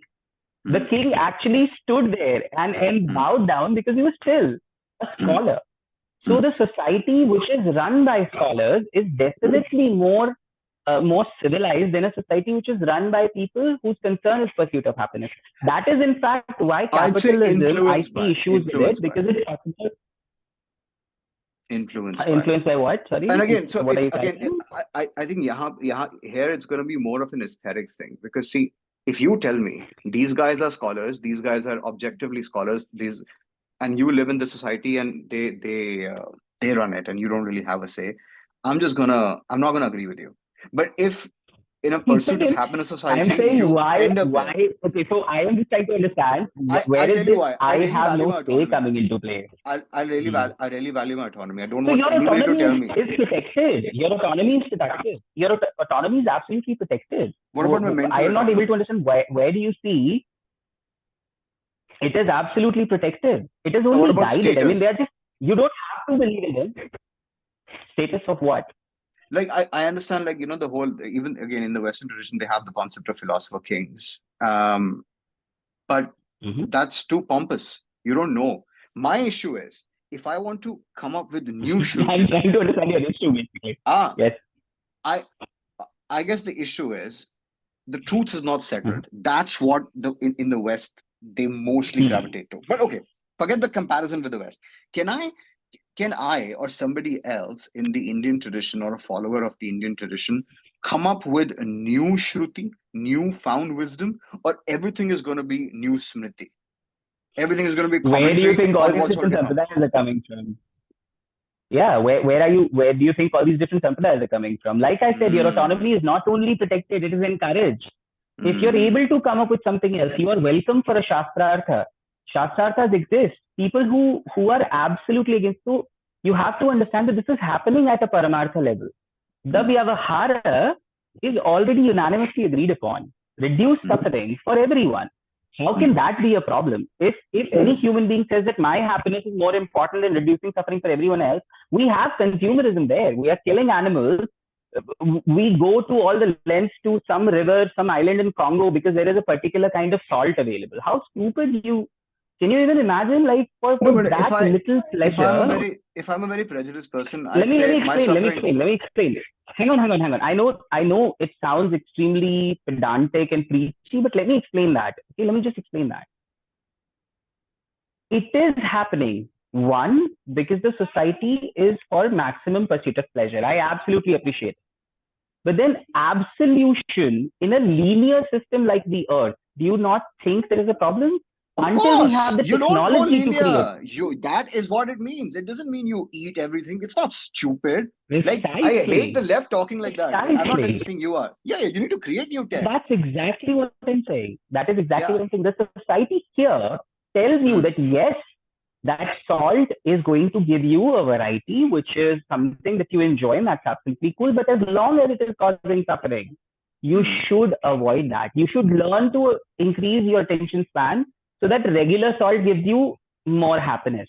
The idea is to Or increase happiness, figure out not this. or figure out how to make Perfect. Yeah, lab-based salt. yeah. Make because then once That again is, see, that's the thing. you are educating. That's the third Nobody. answer. It is saying how do you experience earthly pleasures without causing suffering. So I'm saying your autonomy is not only protected, it is Okay, so encouraged, hold on, no, no, it no, is no. The guided. last part. Say the last part again. Say the last part again. How to experience earthly Your pleasure autonomy without. without How, causing suffering. okay, so that's the famous Indian jugaad. That's engineering. That is wealth creation. That is You could okay. say I you could mean, say yeah. in as many ways the principle. The first principle, once again, since we are concluding, let me just like do a bit of a recall. The first principle here, that Hmm. is Hmm. practically a moral system. It is a system which gives us answers to the problems that we have in the world Of today. suffering. We have Problems of problems suffering. like of suffering. Why? Okay, so tell me, why do you, as an individual, are doing Hmm. this podcast? You are doing it because you have this zeal to reduce suffering. You want to Hmm. find answers. Hmm. Isn't Hmm. it the case? It is. Hmm. That's why you're doing it, right? So there is a system which is not only, it is saying this is the basis. Hmm. Pleasure comes later. Curiosity comes first. Hmm. Awareness comes first. It Hmm. starts with conscious. You want to feel happiness, but it says who are you? First of all, Hmm. understand that only then can you feel happiness. If I say I want to repair an LG fridge, sorry for Hmm. branding on your podcast, but if I want to repair an LG fridge, what is better to start with an LG manual or a Samsung manual? You tell me. Hmm. Okay. Well, yeah. I mean, of course, the LG The manual. goal I is mean. the individual's happiness. So the Hmm. individual needs to be the center, not Hmm. the earth, not the sun, not the planet. All of that will come later. It is Okay. important, yes, Well. but the individual is the center. So start from, and that's why there is a continuum. Philosophy is the continuation of psychology, and then it needs to be educated. So that's the structure of this extremely elaborately, luxuriantly developed society of of the ancient India greater, which has this very unique and special character to its pursuit of intellect. It is a continuum of psychology, philosophy, and education in whatever order you may want it. That's beautiful. You Wow. said that that's beautiful. The goal is individual happiness. Remember, Milan, a few weeks ago we were speaking on the phone. Just in 5 minutes I'll finish.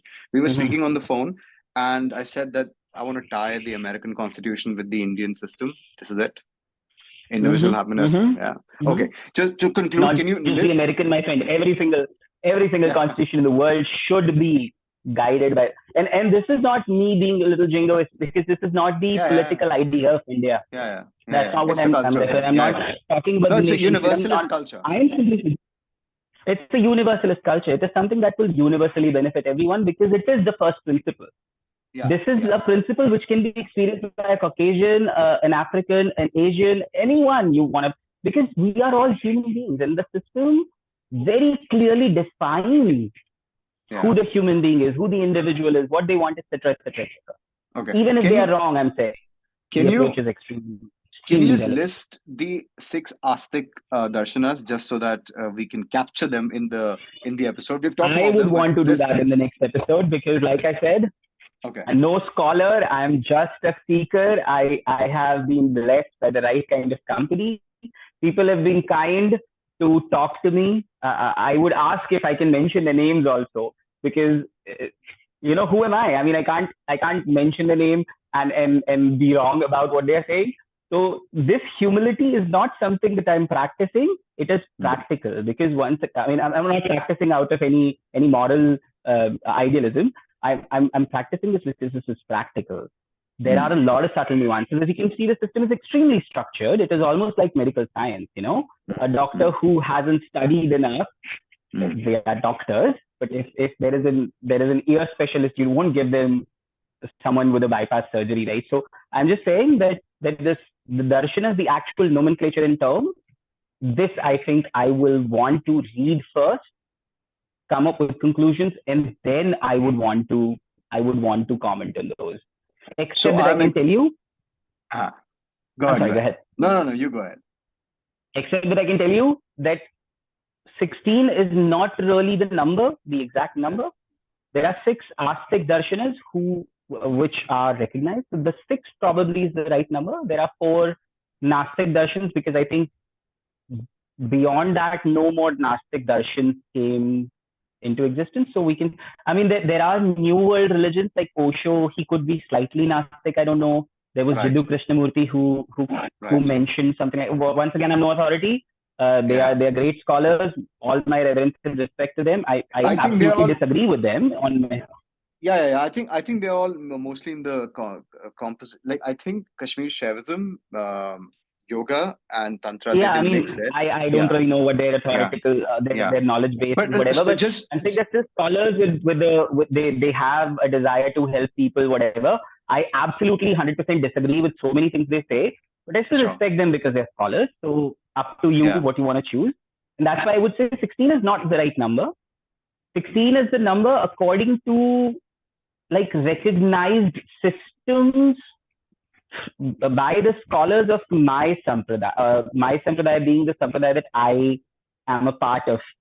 Fortunately, I have been accepted, and they've been kind to share, their knowledge, their homes, and I don't know, all the affection, etc. These gurus, my Guru Maharaj, people who have been really kind for seekers, and we say jigyasu, people who want to know. So they have been really kind to people like me, and they have shared their knowledge. And once again, with a very clearly set objective, Right. that this individual here is a soul and he has a clear purpose. This individual has studied different ideas, and now he wants to study this one. He has studied all these different ideas, and now he likes this one. So let us guide him on this path. That is how it works. So And this is whatever knowledge I sampradaya. get from it is a sampradaya, yes. And how do you? Gaudiya What's Vaishnava. the translate it to English? Like, is it a school basically, like a school of thought? It's a school of thought, yes, with a certain Okay. set of practices and So a church then. and I mean, like it the will ontology, come the later. treatment of the ontology would be Okay, different. Yeah, the got it. treatment of the ontology will be different. So these are the 16 sampradayas, and they'll have overlap with the 6 darshans. And the 6 darshans, if I can remember them correctly, Samkhya, Yoga, Vedanta. We've got Yes. There is 3 Vedanta, others. there is Sankhya, there is Nima. Yes. So there is The six darshanas. Sorry, I'm Samkhya, kind Yoga, of Mimamsa, losing track of it. Vedanta. Yeah, Sankhya, Yoga, Vedanta, Mimamsa, Purva Mimamsa, and then there is Vashisht something? yeah, like I told you, Vaishishtikaya, Vaisheshika, Vaisheshika. Vaisheshika. Vaisheshika, yes. Okay. Yes. So So we'll these six, I'm extracting a promise of six I'm glad darshan I and forgot 16 it. So now sampradayas. there is a proof. There is a proof for everyone listening that I'm no authority, no scholar. Please remember So, that. I great. So can't emphasize on this enough. I'm extracting a promise on air that you will come back to this forum Mhm. again and talk about the Yes, I'll six read more. darshanas and 16. I'll read Yes. more and I'll Okay. come back. Okay. Just to end the last question. So many books, Yes. so many darshans, so many sampradayas, so many churches. I'm going to call them churches just so that I can understand it. Outlooks. There is the books that, no prophets, but then the original rishis were kind of prophets, but no name prophets. All of these things, but big gurus. Mhm. Yet we talk about the Bhagavad Gita, which is part of Mahabharata, which is part of Mhm. Itihas. Yes. They kind of say Yes. this is like very nicely just brings everything together and summarizes Hinduism or Sanatan Dharam. End this podcast with your thoughts on Bhagavad Gita. Why is it so important in its scope? So I'll give you a quick example, and then I think we can conclude it. It's a good point, actually. I'm glad you brought this up. If you and I both are in the train and the trains are moving, then how do we know? I mean, if your train is moving, then how would you know which train is moving? I mean, if you see the windows are like going, they're changing their alignment with your point, your vantage point. How would you know which train is moving? Is it yours or is it the other one? How would you know that? Oh God. I was just so I'll focused give you on the your answer fingers. in I don't interest of know. the time. Yeah. Oh, you focus my fingers. Yeah, this is my Egon I'm like, Sheila whoa. moment. Anyway, I was saying, so if there are two trains, okay, in reference to each other's vantage point, and you see a change in alignment of the windows, then basically one of the trains is moving, right? So how would you know which one is moving? Oh boy, I don't know. It's only relative compared to the other. Maybe I look at the ground. I don't know. Yes. Yeah. Yes. That's exactly what I'm asking. So you will need a agreed upon standard. Right. A kind Objective. of a guide which will then, yes, an objective. So there is something called a prasthanatrayi, which means three points of references. And this is important for this is for the Vedanta school mostly.